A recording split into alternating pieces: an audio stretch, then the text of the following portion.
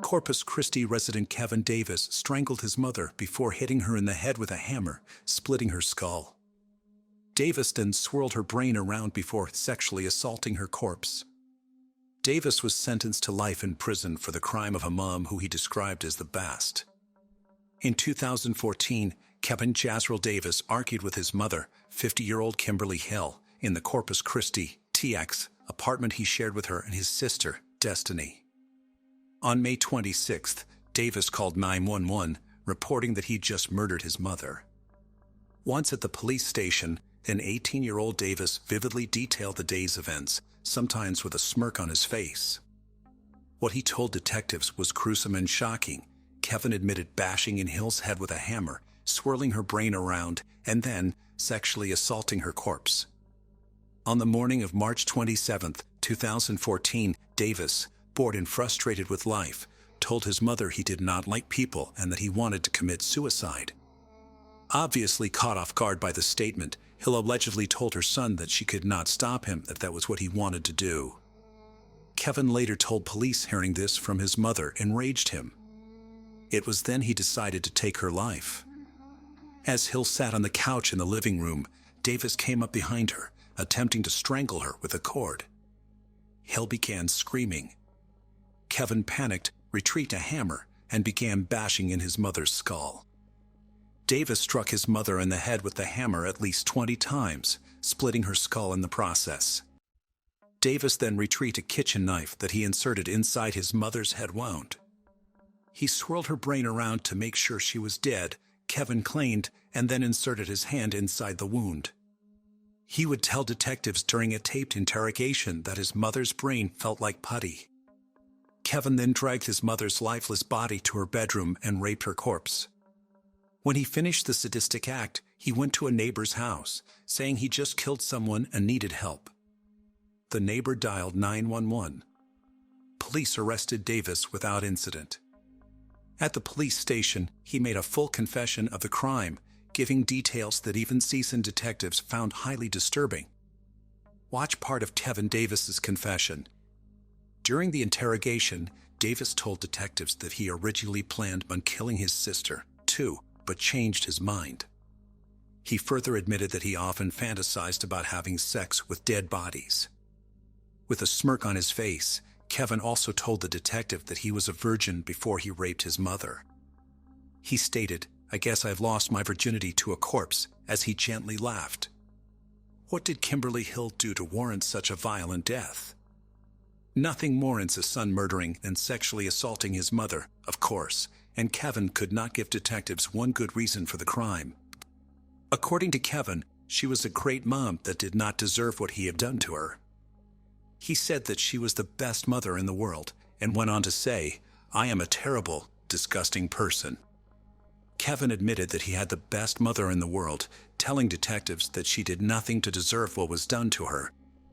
He went on to say that he was a terrible, disgusting person.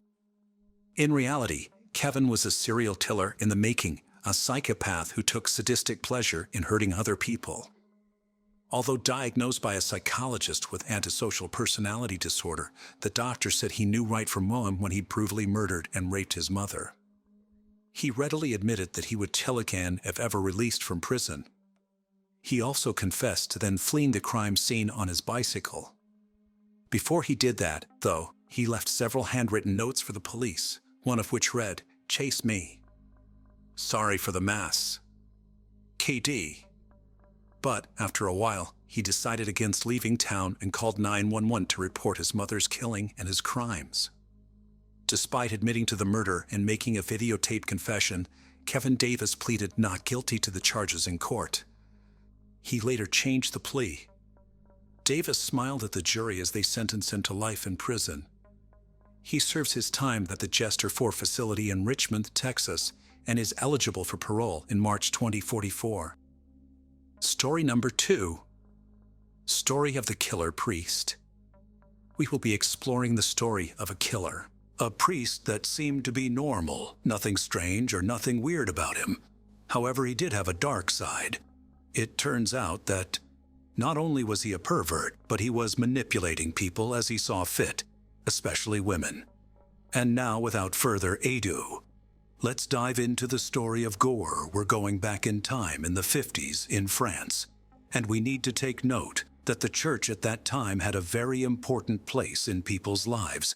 Especially in the countryside, the priests were almost as important as the mayors because they were representing a type of moral authority that many people listened to. And this was the case in the small village of Europe where this story took place.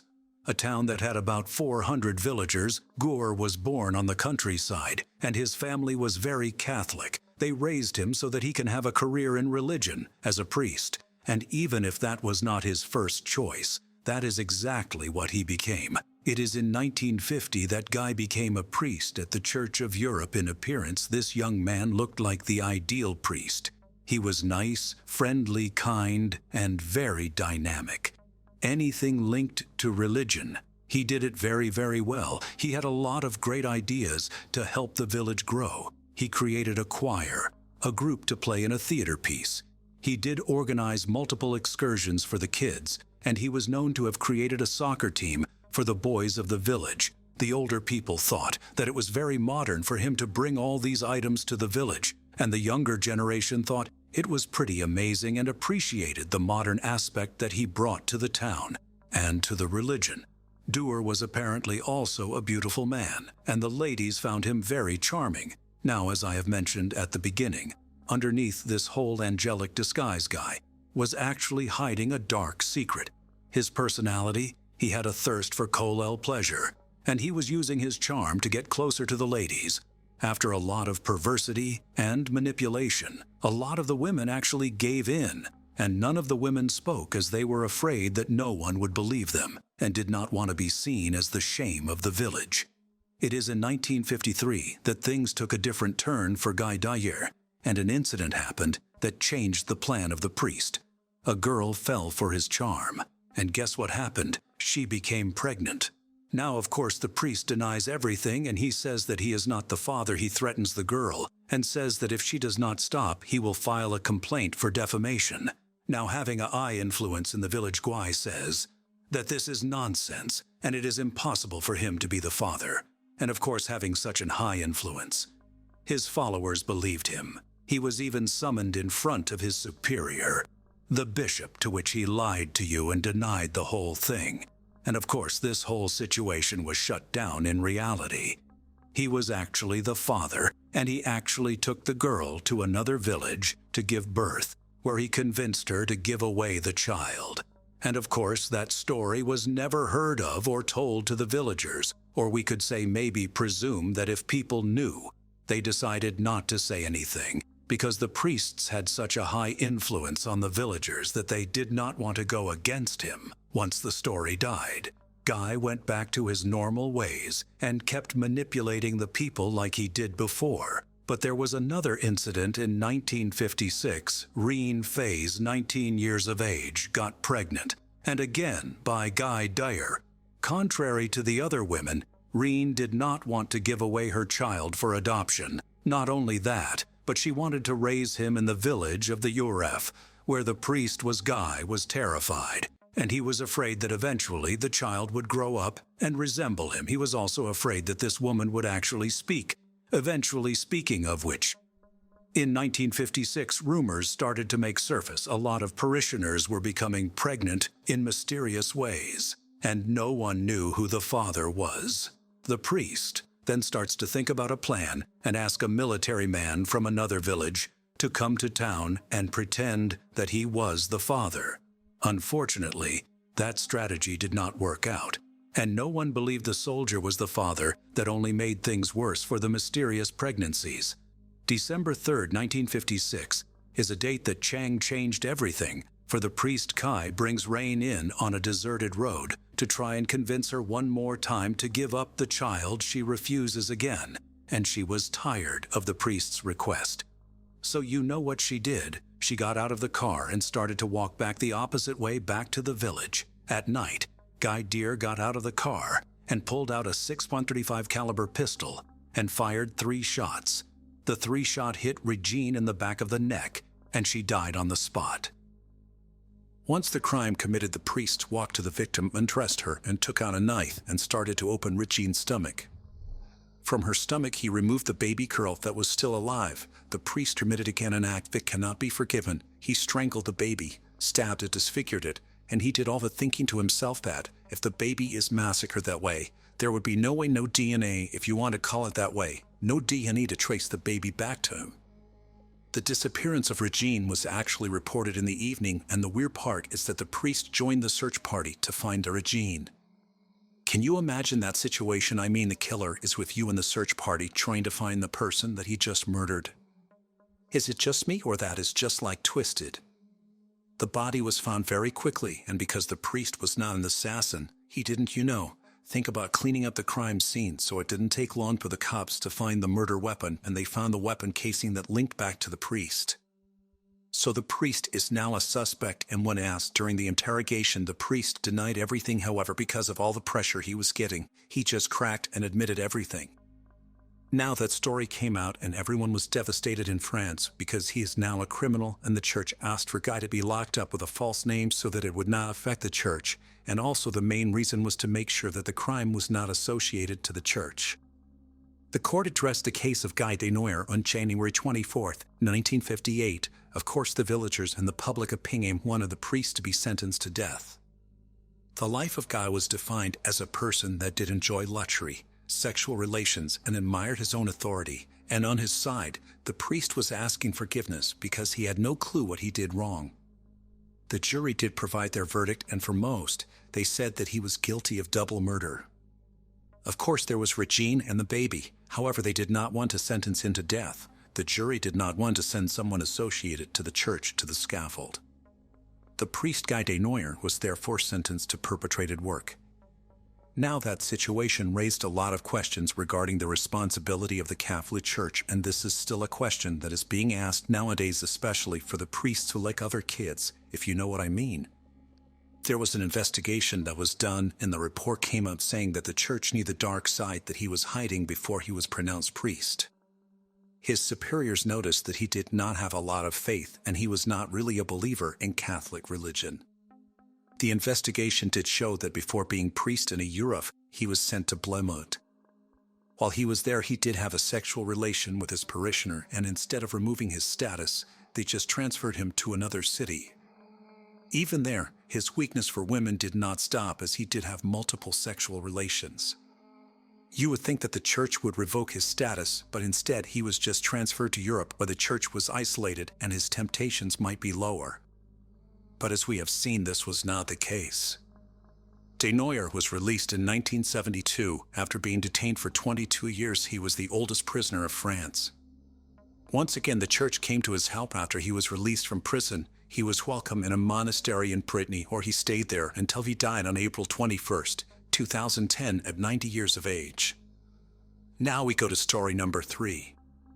Family slaughtered at Wells Great Provincial Park. The killer stalked the family while he let his violent fantasies run wild. 3 generations of a family left to go camping on August 2, 1982. They set up camp in the Wells Great Provincial Park, located roughly 120 kilometers north of Kamloops in central British Columbia. They enjoyed several days of cloudy family time, picking berries during the day and gathering around the fire at night, having no idea that they were being stalked by a killer. Among the campers was grandparents Edith, 59, and George Bentley, aged 66. Their daughter Jackie, 41, and son-in-law Bob Johnson, 44. Also the Johnsons' daughters Janet, 13, and Karen, just 11. The Johnsons drove up with their daughters and pitched a tent for the girls. The grandparents brought a truck and camper where the adults would stay. The last anyone heard from the family was on August 6th, when Edith called another daughter. It would not be until August 23rd that the family would first be reported missing. Bob Johnson was due back at work on August 16th, but didn't show. After a week with no word from him, his company filed a missing persons case with the police. In spite of an extensive search, it didn't result in finding any of the family members. The biggest problems were the killer had a head start.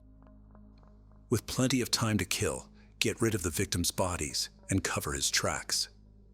The other, maybe even bigger obstacle was, no one knew exactly where the family was camping at. All anyone knew was that the family was camping in the Wells Gray area, which is massive.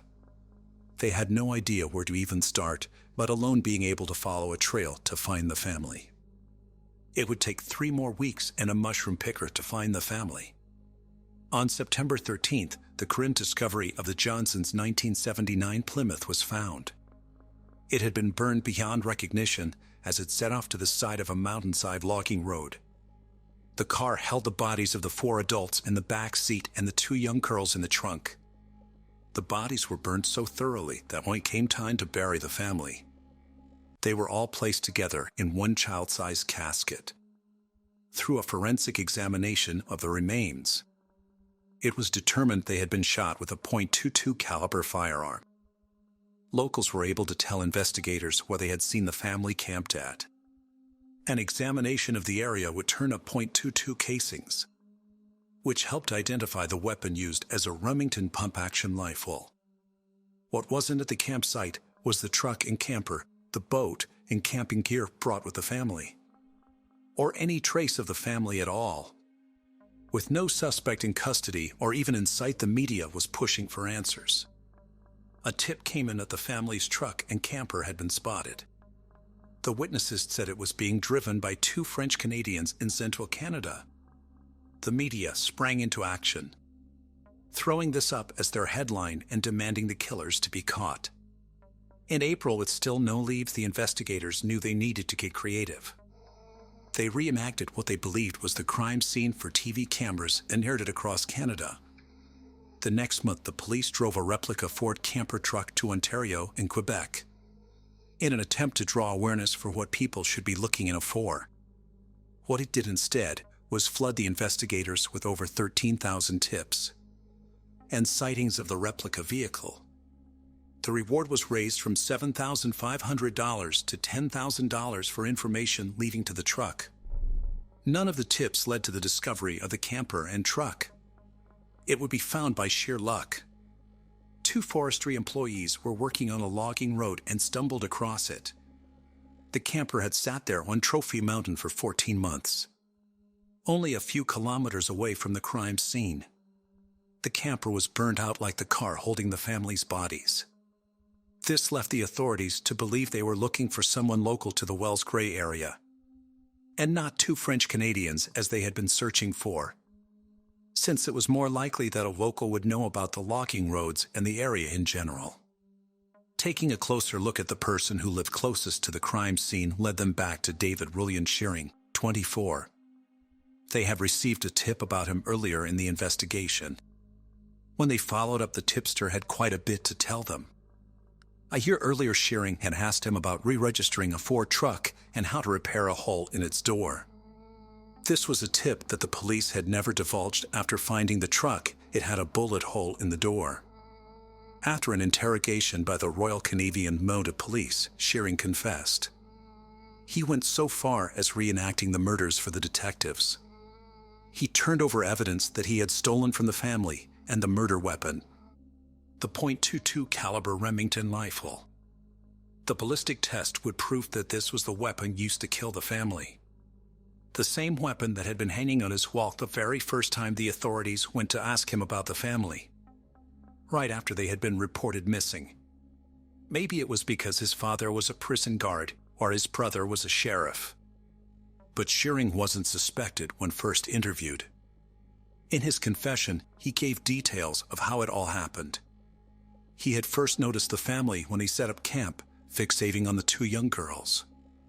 Then over the next few days, he watched their every move. On the night of August 10th, Shearing watched as the adults sat around the campfire and had seen the girls go into their tent for the night. From a distance, he took out the 4 adults with sniper shots. He said he then killed the 2 girls from their tent as they slept. After, he said he loaded all the bodies into the car and moved it to the logging road, then set it on fire with 5 gallons of gasoline. He then cleaned up the campground, removing the family's possessions, including the camper and truck. It would only be later that he burned these as he was unable to transfer them into his name. He claimed that he killed the family because he wanted to rob them of their possessions. It wouldn't be until after Shearing was convicted that he gave his full confession of how he had been stalking the family. It was the girls that he fantasized about having sex with that kept him interested. That's why after telling the adults, he kidnapped the girls and took them to his property nearby. There he raped and terrorized them for over a week. On August 16th, the day their father was due back at work, Shearing took Taryn away from her big sister. Once alone, he shot the girl in the back of the head. Janet would be left alive for one more day of torture before she would be killed like her sister. With the girls now dead, he took their bodies to the Johnsons' car where the other family members had been placed. He had actually only hidden the car in some bush. He put the girls in the trunk and got into the driver's seat with the 4 decomposing adult bodies in the back seat, driving it to its final resting place where it would be found by that mushroom picker burned out. David Shearing pled guilty to 6 counts of murder. Shearing was sentenced to life in prison with no eligibility for parole for 25 years. The maximum penalty for second-degree murder. This would be the first time that this sentence was handed out in Canadian history. David Shearing, who changed his last name to his mother's maiden name of Ennis, was first eligible for parole in 2008. The National Parole Board ruled against his release, citing that he was still having violent sexual fantasies and had not completed his sex offender treatment program, so he was not ready to be released. Again in 2012, he was turned down for parole, applying again in 2014, but before his hearing, he withdrew his request. The National Parole Board has also been given a petition which has over 15,000 signatures, advocating for the violent offender to never be released. In his own words at one of his parole hearings, David tries to plead for freedom, saying this about himself: "I was very selfish." He is supported by his wife, that he married while in prison, Heather. And today we are going to review with you another horrible case. Before starting the story, I want to apologize for my bad English. I am not a native speaker. However, I am trying my best for you guys. Thanks for your understanding. Acts committed foolishly and because of the young age sometimes can break the entire future life and have the most unpredictable, even tragic consequences. In the story known as The Case of Daisy Coleman, intertwined the fate of several young girls who became victims of their own naivety and carelessness. They believed that this will soon be forgotten and life will return to its former course, but they were wrong. Each of the schoolgirls was subjected to cruel bullying by classmates and those whom they used to consider friends. In 2016, a documentary called Audrey and Daisy told the stories of girls who were victims of violence and bullying. These stories took place in different places and at different times, and the girls did not even know each other. But the picture clearly showed that psychological violence is often more difficult to survive than physical violence. But let's start at the beginning. The Coleman family. It was a large, friendly, and quite happy family which could be called exemplary. They lived in the small town of Albany, Missouri. Spouses Michael and Melinda were married for many years and raised 4 children together: sons, Charlie, Tristan, and Logan, as well as a daughter, Daisy. She was the second child and the only girl in the family. Both parents worked in the medical field. Only Michael was a surgeon and his wife a veterinarian. They were considered respected people in their town. All family members were sports fans and cheered for local teams. In 2009, when Daisy was 12 years old, she and her father and older brother traveled by car to a neighboring town to attend a soccer game. However, the weather turned bad that day, and the car skidded on the wet road, resulting in a collision with a car that was traveling in the oncoming lane. The father of the family died on the spot, but the children fortunately were not seriously injured. The Coleman family was bereaved, and they soon decided to move to another city for a change of scenery. The family settled in Maryville, still in the same state of Missouri, where the children went to one of the local schools, and the mother got a job at a veterinary center.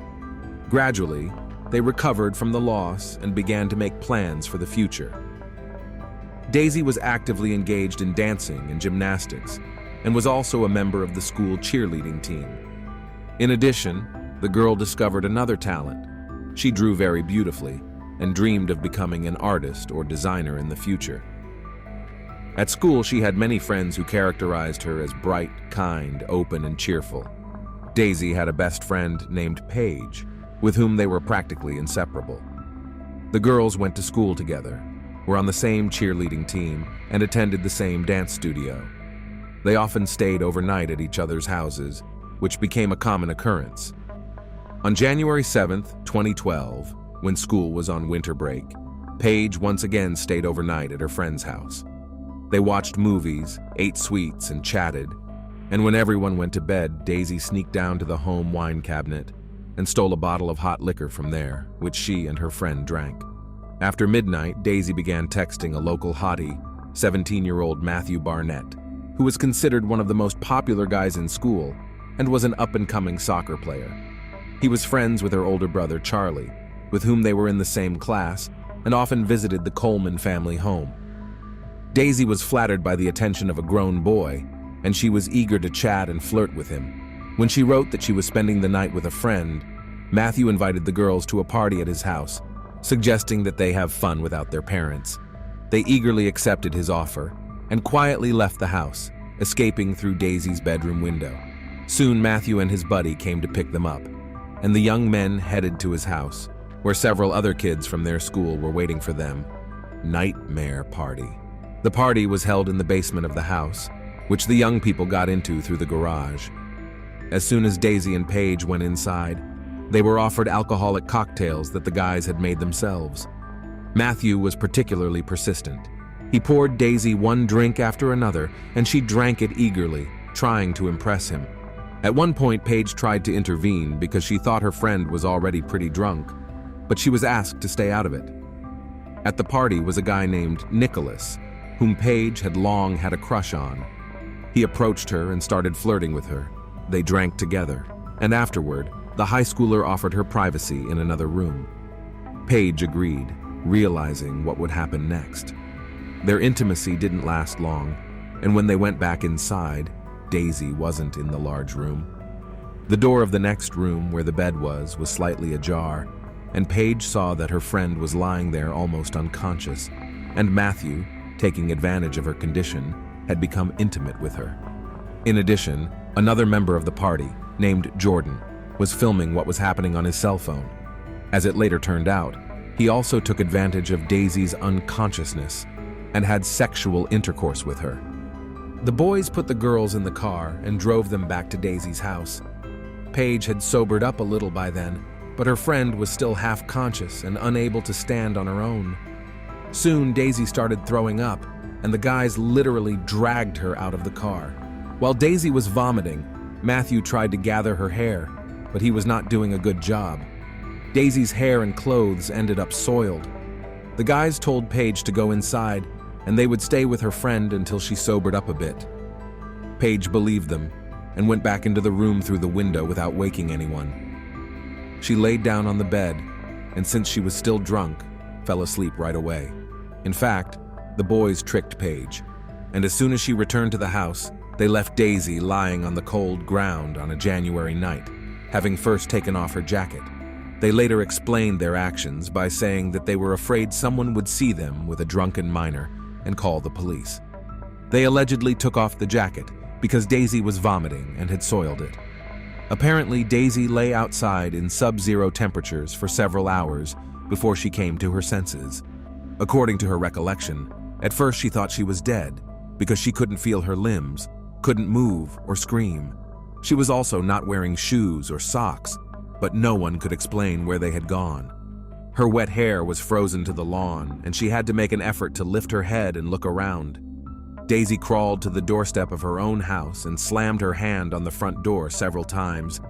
Somehow Maline's mother woke up from the noise and, thinking it was the dog asking to come inside, went to open the door.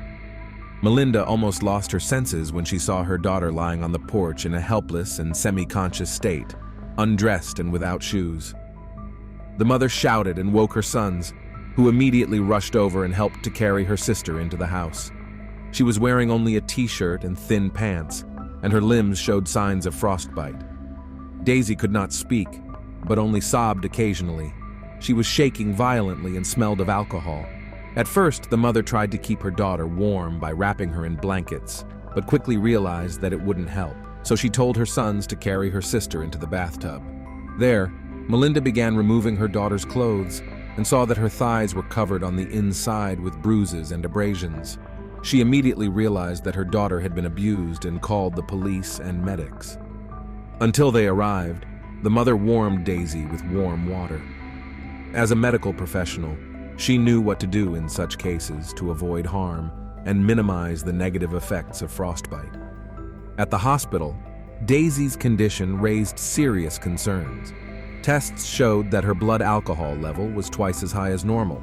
Her body showed signs of frostbite, as well as the consequences of rough intercourse with bruises and lacerations in the perineum. It was impossible to interrogate Daisy because the events of the previous night had been almost completely erased from her memory. Then the police decided to question Paige, who told them everything that had happened to them. The friends admitted that they took a bottle of alcohol in the home bar without permission, hoping that no one would notice it. The contents of the bottle they managed to drink, so when the guys invited them to their home, they were already drunk. Paige had told them about the intimacy and that Jordan had videotaped what Matthew had done to the unconscious Daisy. Now it was necessary to interrogate the guys, study the video, and find the victim's cell phone, which she didn't have with her. After searching the grounds of the house, the police found Daisy's gadget in the snow on the lawn. The phone saved her correspondence with Matthew, which was quite intimate. The very next day, all three boys were taken to the police station for questioning.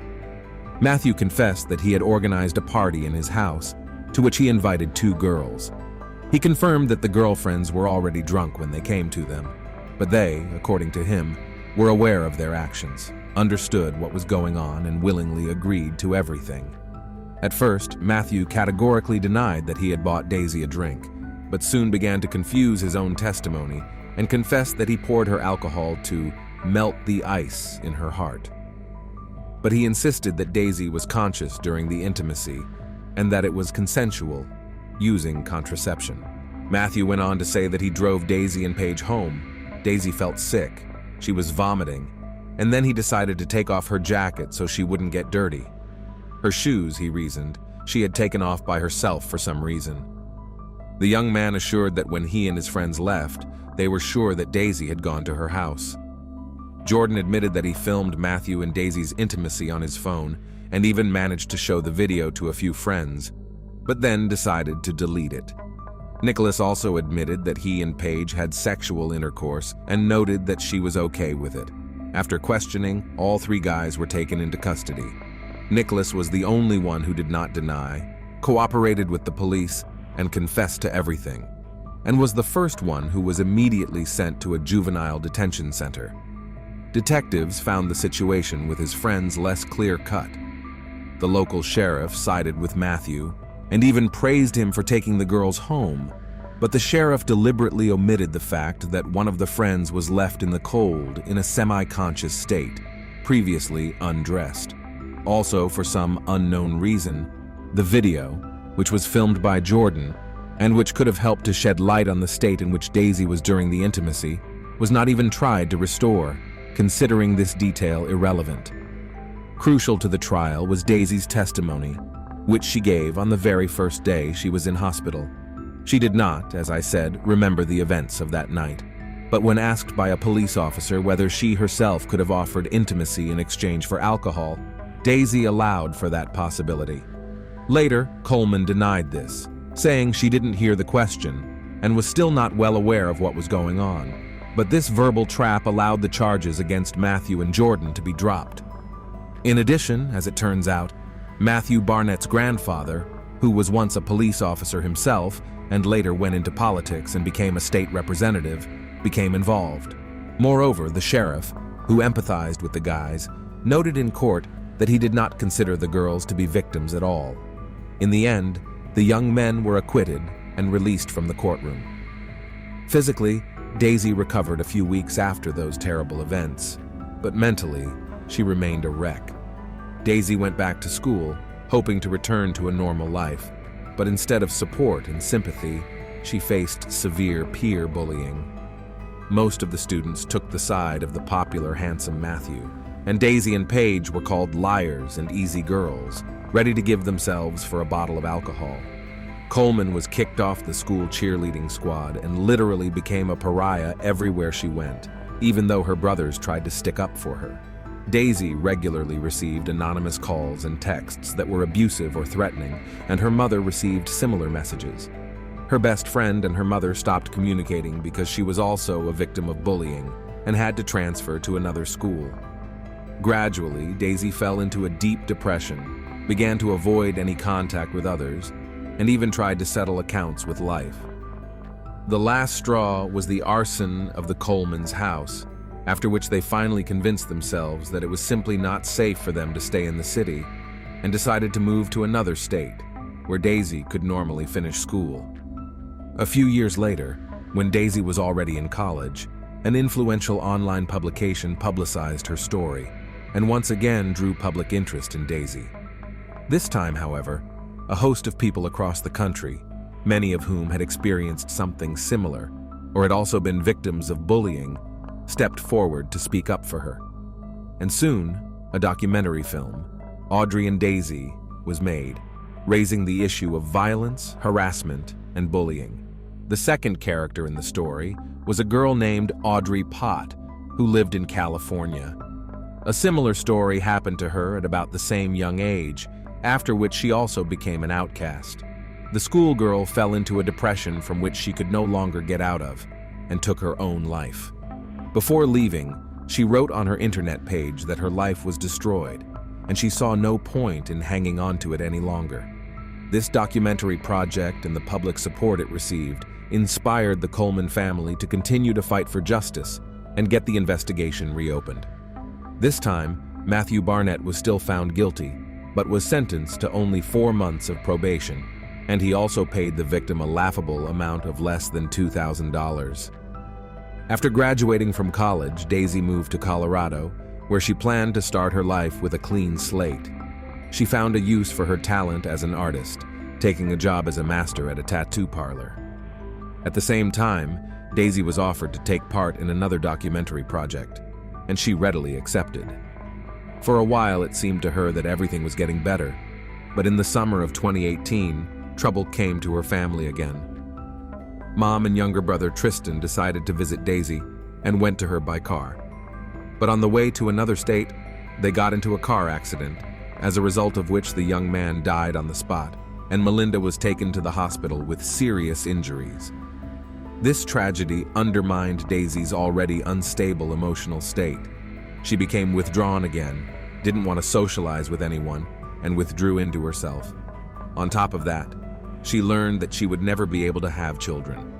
She was saved from a desperate step only by her favorite work and creativity, and she reflected her pain and fears in drawings and sketches.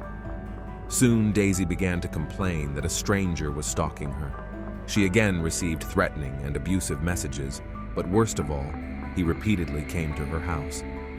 She began to feel as if a nightmare from her past life had returned to drive her completely insane.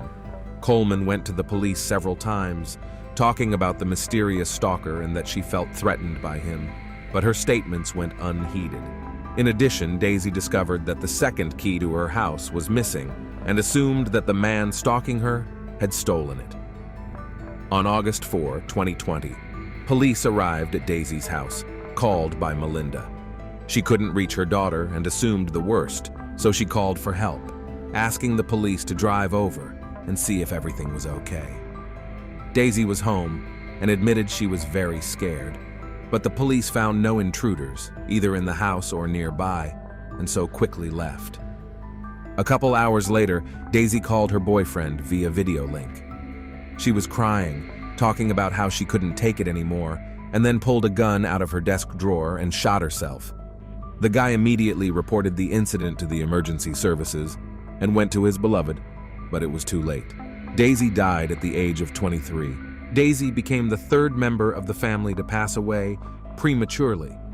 Her mother, Melinda, couldn't come to terms with the loss. She posted almost daily on social media reminiscing about her daughter, apologizing to her, and saying she wished she could take her pain on herself.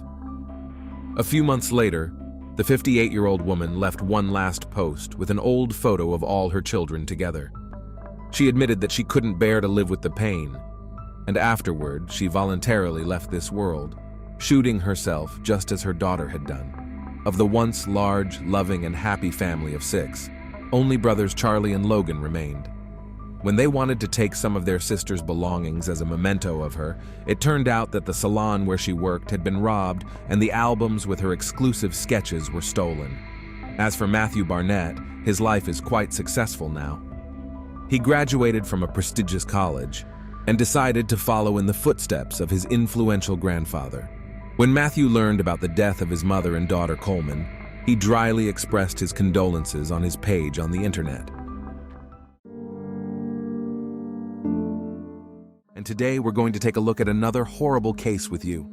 On December 1st, 2022, the Mendoza Criminal Court stood waiting, holding its breath.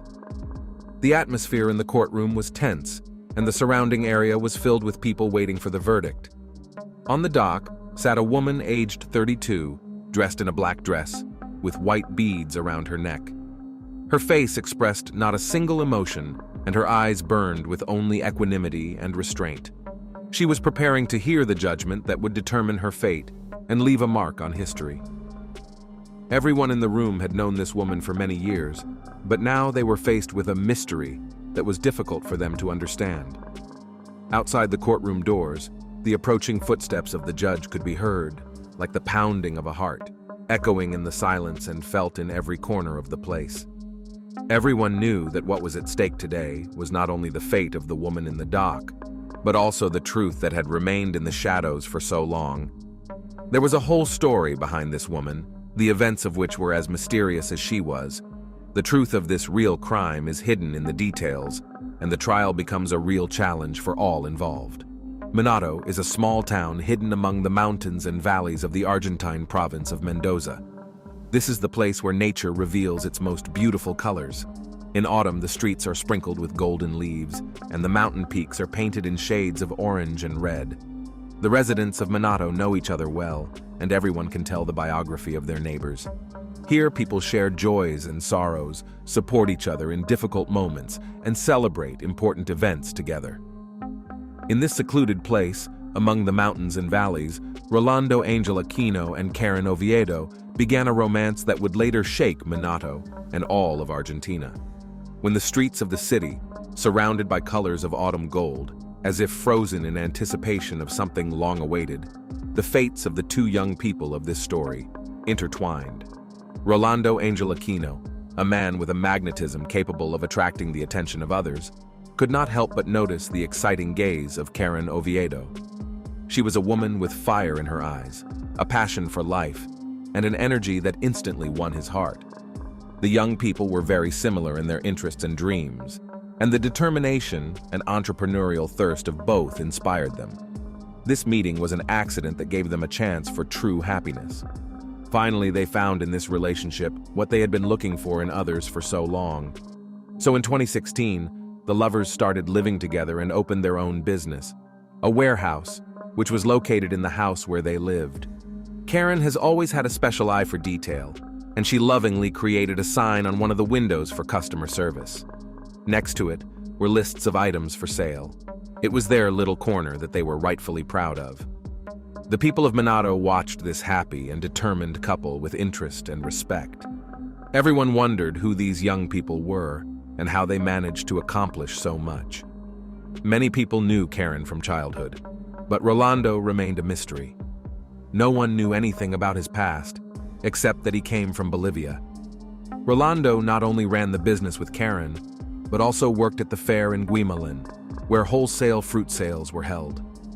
Looking at this couple, it seemed like they had found their little paradise on Earth. But sometimes, even the strongest and most sincere relationships can face a test. One day, Rolando was taken aback when he caught Karen in the car with another man. His reaction was a flash of anger. In that moment, he nearly destroyed everything inside the interior of the car. The picture of happiness crumbled in a matter of minutes. But then, Rolando agreed to give them a chance, choosing to forgive and continue to move forward with his beloved. In the eyes of others, they remained a model of an ideal couple, able to overcome all difficulties together. Rolando Angel Aquino is an enigmatic figure who was born in 1987 in Bolivia. His exact date of arrival in Argentina remains unknown, like many other aspects of his life. As the eldest of 7 children in his family, Rolando learned from an early age the value of family bonds and hard work. His ideal was a happy family filled with joy and children's laughter. In his youth, he met Carolina Chavez, from whom he later had a son. Despite the difficulties, the couple remained on good terms. Later in his life appeared Soledad Guardio, who gave him another son, Elias. Relationships with Soledad also did not work out. However, Rolando was always a devoted father who took care of his children. He kept in touch and always maintained a warm relationship with the mothers of his children. From a young age, Rolando was a physically fit man who took care of his health by playing sports and playing soccer for the local team. Colleagues and loved ones described him as a kind and very hardworking man. Neighbors in his neighborhood got along well with him, but Rolando always showed a distinct shyness in socializing. Karen was born March 30th, 1990, and spent her childhood and youth in Manado, in the same house where she and Rolando later established their warehouse. She was well known among the locals as an outgoing and open-minded woman. Like Rolando, Karen dreamed of a happy and successful family with a caring and devotedly loving man. However, it took her some time to find the one man with whom she could build her happiness. Before meeting Rolando, Karen had already attempted to create a happy relationship that resulted in the birth of 2 wonderful girls. One of her former partners, Raul Ojeda, became the father of one of them, and Karen married him in 2013. However, as time went on, that marriage was on the verge of breaking up. According to Raul, financial difficulties were one of the reasons for the conflict. Worried about his life and in search of new opportunities, Raul decided to leave his family. On the pretext of buying some necessary item, he fled the city and traveled abroad, changing buses to make it difficult to track his whereabouts. In this way, he sought to evade all attempts to locate him. In the summer of 2019, 9-year-old Elias arrived at Rolando and Karen's house. They had many plans for the near future that they wanted to spend together. However, on the morning of July 12, 2019, when Rolando came to wish his son a good morning before leaving for work, he noticed that the boy was not feeling well. The father immediately decided to take his son to the children's hospital to see a pediatrician. There, after examination, it became clear that Elias's condition is critical, and he was immediately sent to the intensive care unit. Despite the best efforts of the medical staff, little Elias died shortly after he was brought to the hospital. The amazing thing was that he left home perfectly healthy, without any unusual symptoms, and arrived at his father's house also perfectly healthy. However, the medical report was devastating. It stated that Elias died of 3rd-degree poisoning, which caused multi-organ failure and cerebral thrombosis. These conclusions left Elias's parents in complete bewilderment, as their son seemed to be completely healthy and active, and suddenly died of an incomprehensible disease. Following their professional duty, the doctors insisted on conducting an additional forensic medical examination. However, Elias's mother and grandmother, dumbfounded by the loss, refused this procedure. Karen offered to cremate the boy's body, but Elias's mother also refused, preferring to bury her son in a private cemetery so that she could come and lay flowers on his grave. Elias's death was a blow that broke Rolando's heart. He was devastated by the unexpected loss of his youngest son. The caring and loving Karen never left Rolando for a moment. She took care of all the business, carefully supported her boyfriend, and helped him through his pain and grief. Over time, with the warmth and support of the woman he loved, the pain began to subside. 16 months after this terrible tragedy, Rolando decided to take a big step and propose to Karen. They got married, and the man was sure that this woman would always be by his side. However, their happiness turned out to be short-lived. On February 6th, 2022, Karen returned home after a beauty salon and working out at the gym, and noticed that Rolando began to experience serious health problems. The next day, February 7th, she found a medical ambulance outside their home. Rolando, 35, suddenly felt very ill. After vomiting profusely, he collapsed in the living room of their home, and the housekeeper called for emergency medical help. The doctors allowed Karen to pass to her husband. When Rolando was taken to the Santa Maria clinic, his condition was critical. Despite the efforts of the medical staff, the young man passed away on February 9th. The cause of his death was severe poisoning. Given that Rolando was a healthy man who was active in sports, the medical staff began to ask questions of his wife. Karen confirmed that Rolando was taking medication to remove dark spots on his skin. For specialists, this information was highly suspicious. Tests revealed a significant excess of calcium oxalate crystals in Rolando's system, which is a characteristic sign of poisoning by ethylene glycol, the main component of antifreeze for cars. The investigation into this strange and unexpected death of Rolando became a high priority for authorities. The prosecutor's office was actively investigating the neighborhood where the Aquino couple lived. Neighbors became important witnesses, reporting that Karen had repeatedly given her husband some unknown medication. They were aware that she used these medications to go to a party without her husband. However, neighbors also expressed doubts about what happened to Rolando's son, which led investigators to think and consider the theory that Karen may have only wanted to temporarily sedate her husband rather than take his life. However, the findings of the Technology Crimes Unit officers completely ruled out this hypothesis. Requests for various forensic examinations were sent, and Karen, the wife of the deceased, was thoroughly questioned. Many contradictions arose during the interrogation. The investigating officers called on Karen to name the substance she had slipped to her husband before his death.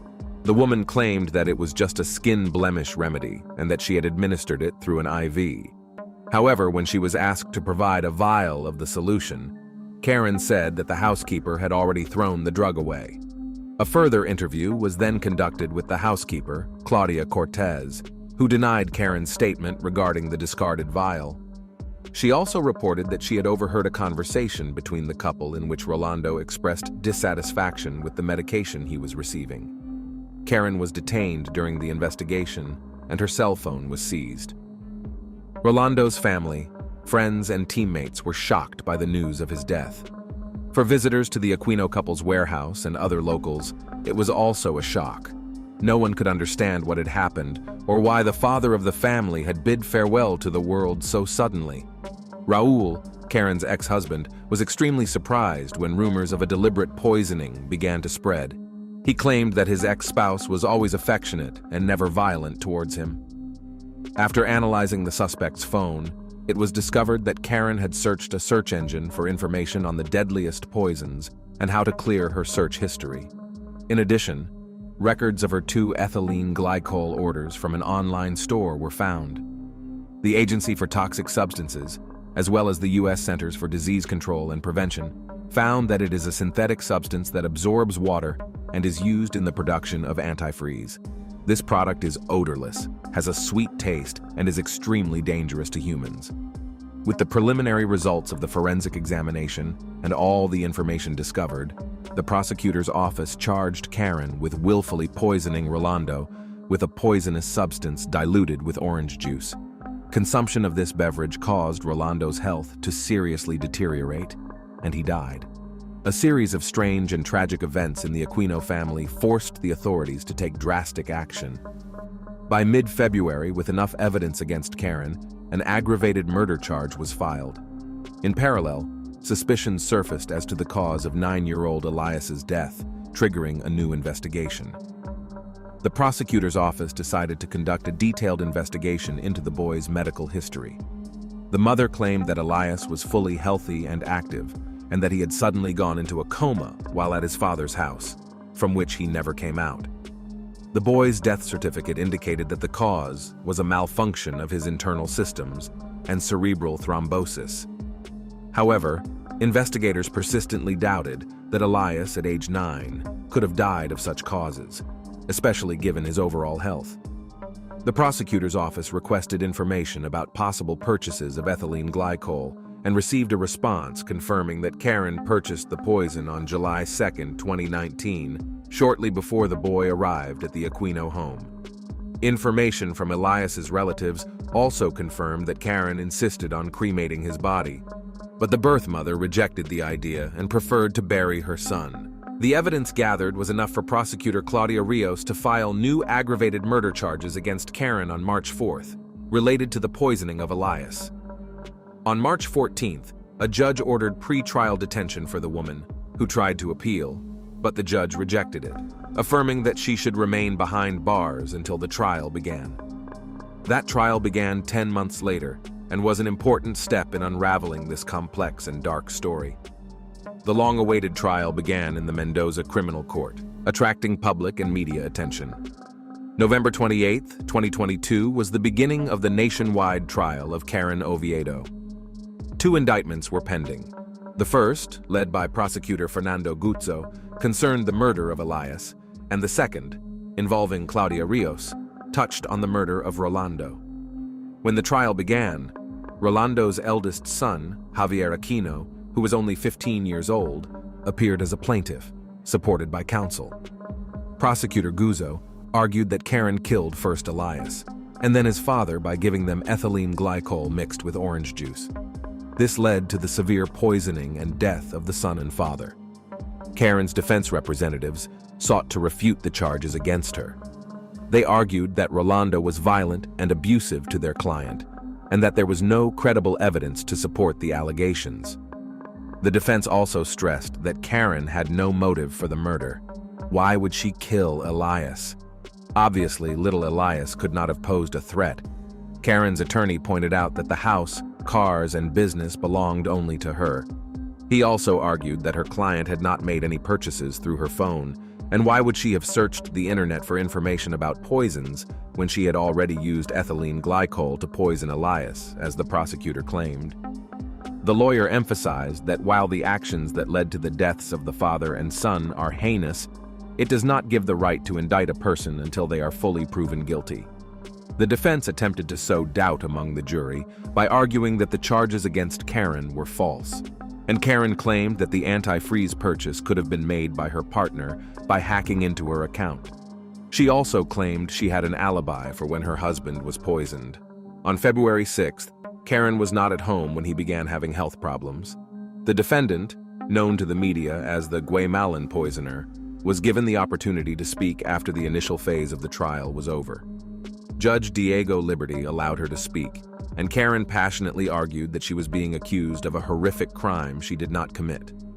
It was extremely painful for her to realize this, especially since she was the mother of 2 young daughters. The court hearing continued, and it was the turn of witness testimony that revealed new aspects of the case. The prosecution decided to address several questions to Karen. Prosecutor Guzzo, focusing on key points, asked her if Karen had suggested that her son Rolando be cremated. To this question, Karen responded emphatically that the decision on this matter was not up to her, and she had never made any such suggestion. The prosecution called as witnesses relatives of the deceased to reveal further details of what had happened. Soledad, Elias's mother, told the court that after her son's death, Rolando relayed to her Karen's words, in which she suggested that Elias's body be cremated so that both families could keep the boy's ashes. However, Soledad rejected the idea. She also shared her memories of meeting Rolando at the cemetery, where she was told about Karen's jealousy. According to her, Karen even slept in a separate bed, that the relationship between Rolando and Karen was so tainted that the couple slept separately. Another witness was Carolina, the mother of Rolando's first child. She confirmed that, according to her ex-husband, the couple slept separately, but Carolina herself had not had any interaction with Karen prior to the incident. However, on the morning of February 8th, Karen herself called her to inform her that Rolando was sick and in the hospital. Karen told Carolina that her husband had probably taken some medication and was feeling ill. She also asked Carolina to help her unlock her husband's cell phone, claiming that she had suspicions that he was seeing another woman. Carolina was shocked to learn of Rolando's condition, as they had seen each other just a few days ago and he seemed perfectly healthy. She revealed that when she arrived at the hospital, Karen was already there and had gone to see the doctors. Caroline wasn't allowed inside, so she was left waiting. Later, as she was leaving the hospital, Karen told her that no one else was there and everyone had left. This made Caroline very suspicious, and she demanded an explanation from the doctors, to which the doctor announced that the patient had lost consciousness and was not responding to treatment. Caroline then went to the hospital secretary and complained. After talking to Karen, Carolina learned that Rolando had taken medication for skin blemishes, after which he had had an allergic reaction. She claimed that the medication bottle no longer existed because the housekeeper had thrown it away. All these details added to the mystery of this complex case. The trial continued, and now doctors and experts stood before the jury to present forensic evidence and the results of a psychological examination. This evidence threw light on details that had gone unnoticed earlier. Dr. Ivana Marinelli, a pediatrician at the hospital, described how she cared for Elias in July 2019 when the boy was hospitalized. She described that Elias was brought to the medical facility with severe breathing difficulties and urgently required intubation. He also underwent a CT scan which revealed a deep cerebral thrombosis. Elias was given a course of intensive care. The doctor also confirmed that the symptoms that Elias had were consistent with ethylene glycol poisoning. This included impaired consciousness, restlessness, and a subsequent coma accompanied by a blood clotting disorder. Despite the best efforts of medical personnel, the boy's condition worsened, and after 5 p.m. on July 12th, cardiac and respiratory arrest ensued. Doctors tried to resuscitate Elias for 50 minutes with the participation of his father, but all efforts were futile. He was pronounced dead at 6 p.m. The jury also read the results of Karen's psychological examination, conducted at the request of the prosecution. In their findings, the experts emphasized that Karen had lied and concealed the truth. She was presented as a person seeking to create an image of a decent person, but in reality she was characterized as cold and cruel. In their conclusions, the experts also noted that a psychological examination was conducted immediately after Karen's husband's death, but did not reveal any emotional effects related to the loss of her spouse. This raised doubts about Karen's sincerity and characterized her as a cold-blooded and self-focused woman. The examiners found evidence of latent hostility and impulsive behavioral reactions in Karen. Finally, Prosecutor Guzzo expressed doubt that Karen was a victim of gender-based violence as she portrayed herself in her testimony.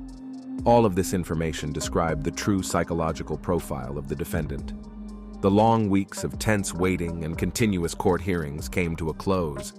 The trial brought many people together in the courtroom, their eyes fixed tensely on the jury and the judge, awaiting the decision that would bring justice to this complex and tragic story. The prosecutor, in moving for a judgment of conviction against Karen, assured the jury that all the evidence gathered strongly suggested that she was the one who planned and committed both murders. She purchased ethylene glycol in cold blood, disposed of the packaging, and disguised it as regular juice. Karen watched her loved ones die without providing help in their moment of suffering. Prosecutor Claudia Rios, who is prosecuting Karen's case for Rolando's murder, provided the court with an ethylene glycol purchase sheet paid from Karen's bank account. The prosecution and the plaintiff insisted that the jury reach a unanimous verdict because that would be the only way to achieve justice in the case. They insisted that Karen Oviedo be found guilty of murder with evidence of extreme cruelty. The defense, on the other hand, insisted that there was insufficient evidence to fully prove her client's guilt. The defense attorney argued that a person can be good or bad, but that it is not always related to the commission of a crime, and that for their client, the death of Rolando and his son was an incredible tragedy and a sad event.